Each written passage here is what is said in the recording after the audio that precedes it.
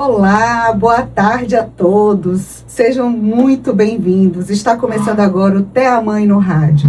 Um espaço de conversa, acolhimento e troca para quem vive as muitas camadas da maternidade atípica.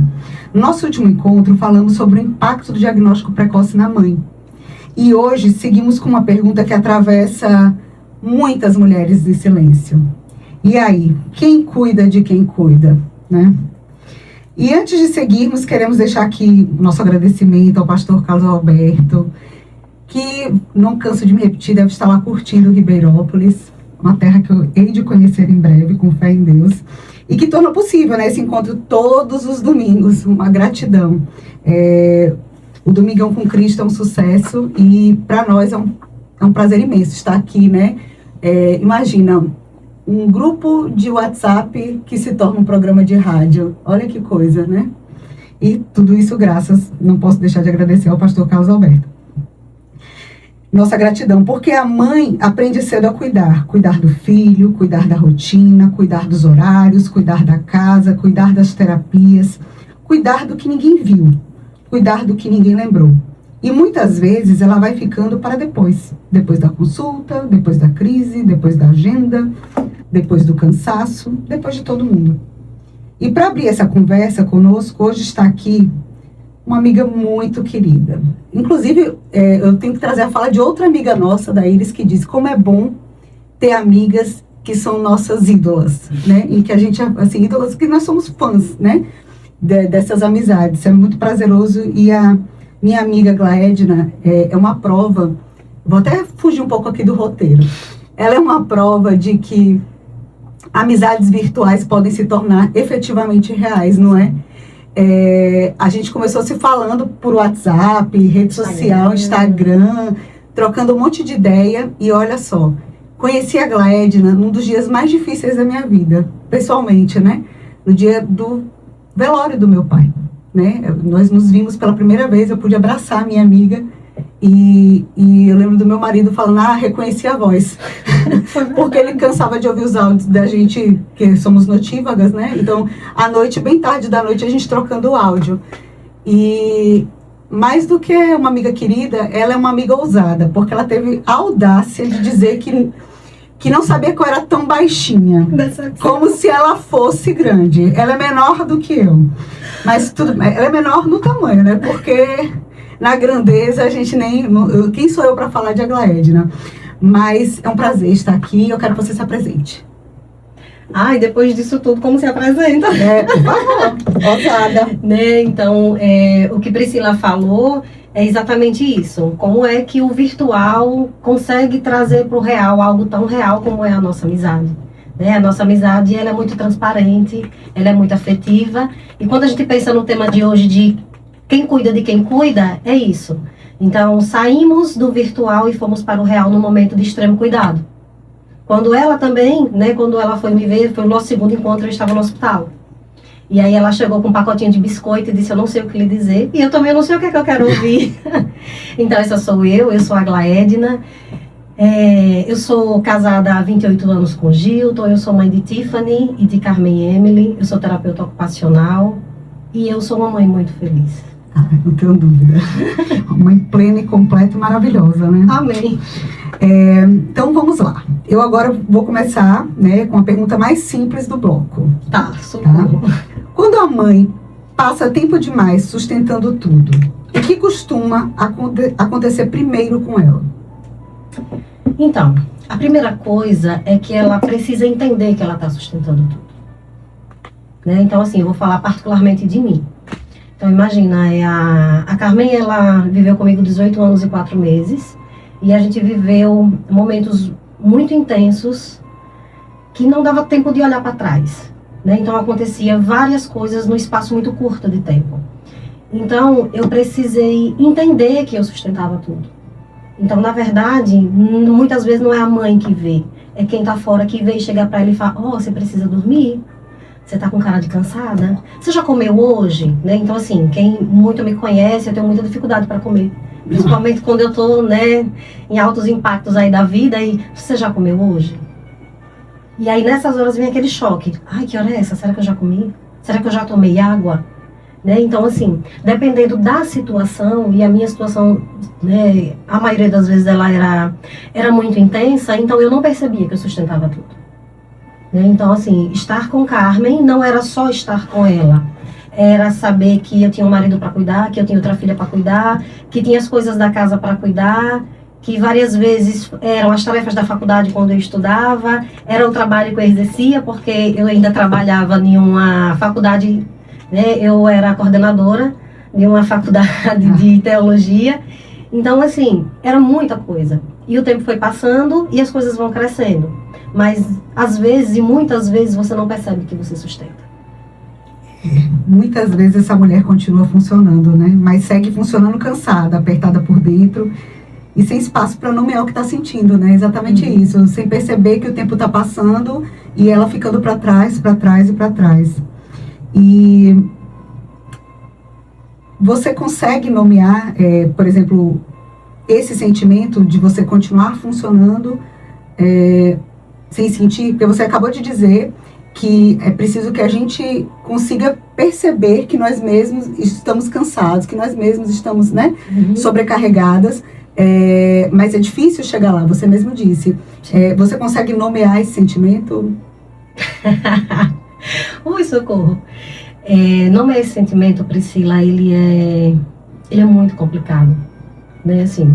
Por que que ele é complicado? Porque ser mãe é uma escolha. Entende? Então, se a gente parar para pensar que eu vou atribuir a 1000 situações em cima daquela que eu já estou vivendo, eu não vou conseguir dar conta. Então, não existe nome. Eu vou me recordar agora da vez que, acho que várias pessoas soube quando eu fiz o GLAM, né, lá para o Anderson Adler, e ali para mim foi um divisor de águas, né? Anderson, ele passou um ano me convidando para fazer o GLAM, e eu não, até que um dia ele chegou para mim e perguntou se eu queria ver a ilha. E ele disse, olha, para ver a ilha você tem que sair da ilha. E aí eu cheguei para ele e disse assim, e quem ele disse que eu quero sair da ilha? Anderson, eu vivo muito intenso, num espaço muito curto de tempo, e se eu olhar para trás, eu não vou conseguir andar para frente. E aí foi quando ele olhou nos meus olhos e disse assim, talvez essa seja a sua última oportunidade de viver algo que você não viveu. Então é muito difícil de você trazer uma nomenclatura para isso.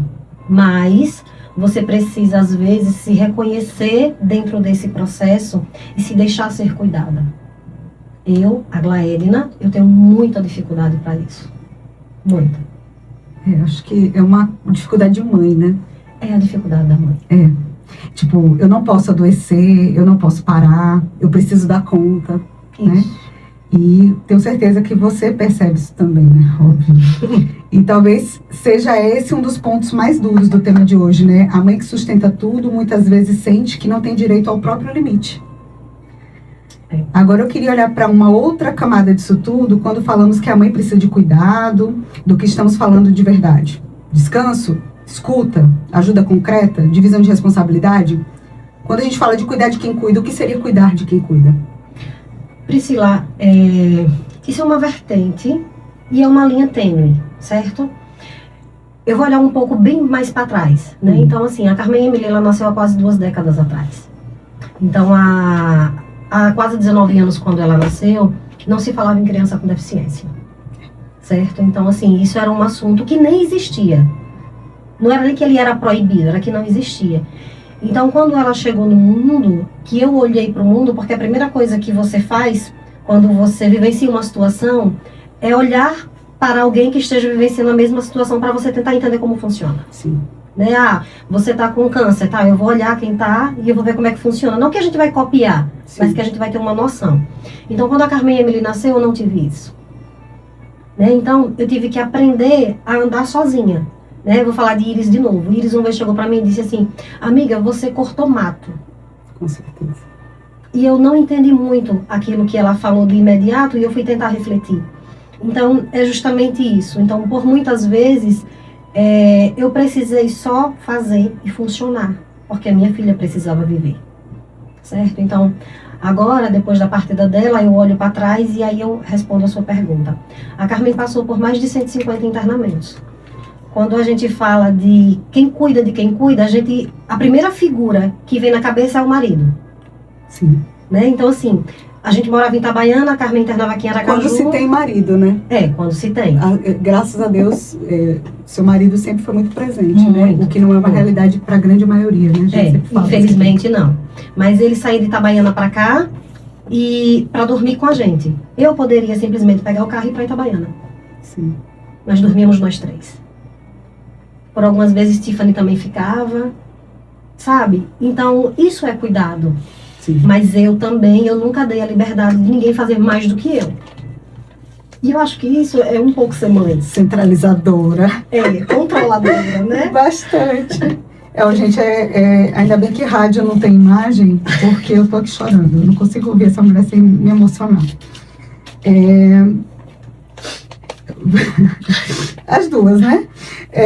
Porque existe uma diferença enorme, né? Entre dizer se cuida e realmente criar condição para que essa mulher seja cuidada.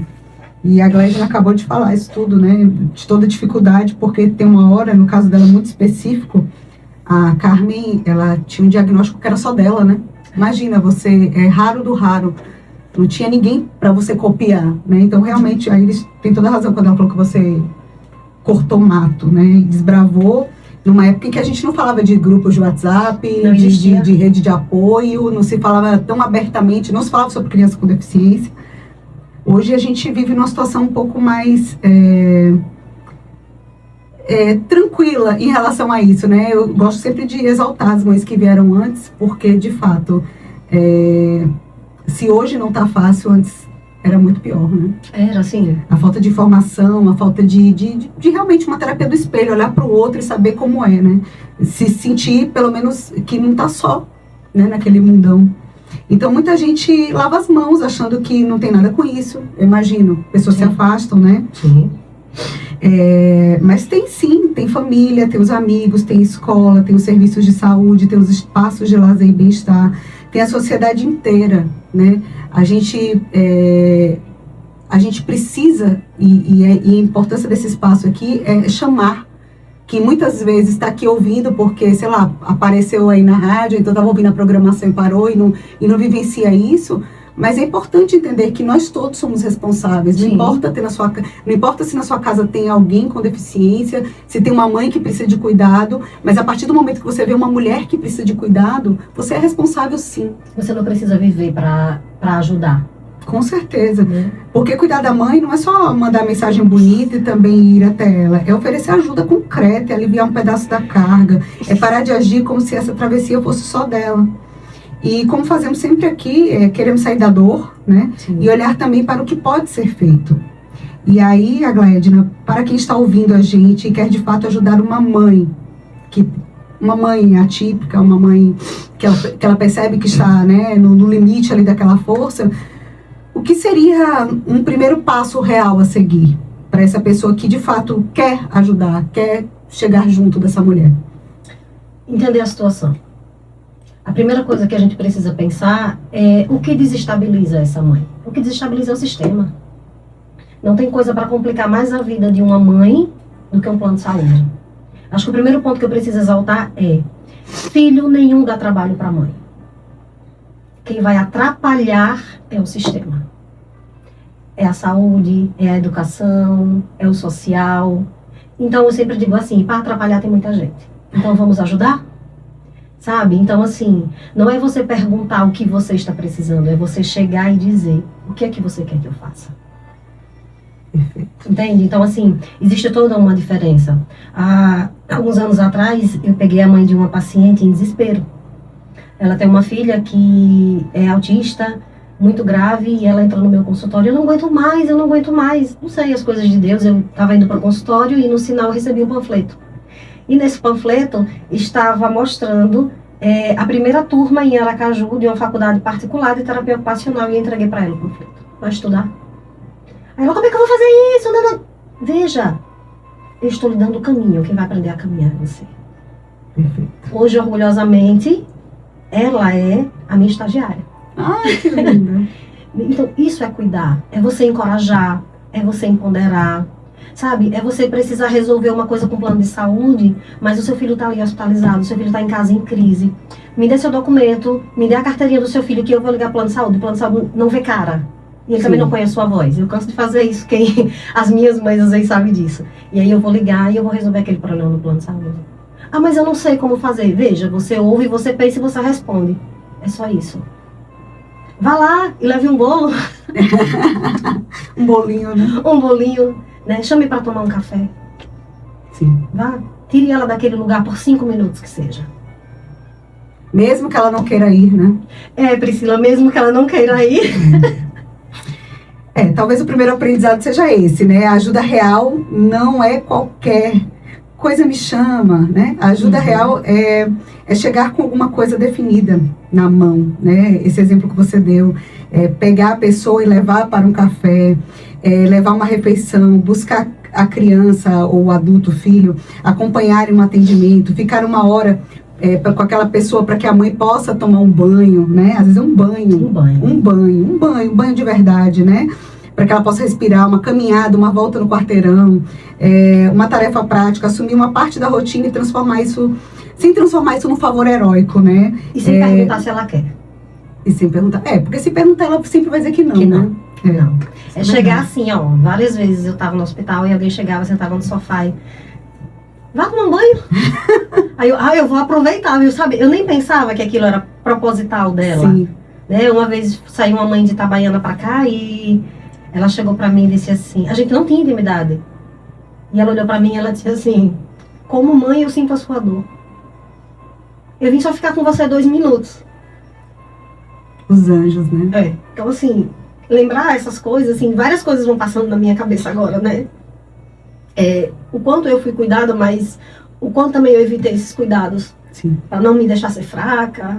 Sim. Para não deixar baixar a cabeça. Né? Eu, xirra. Sim.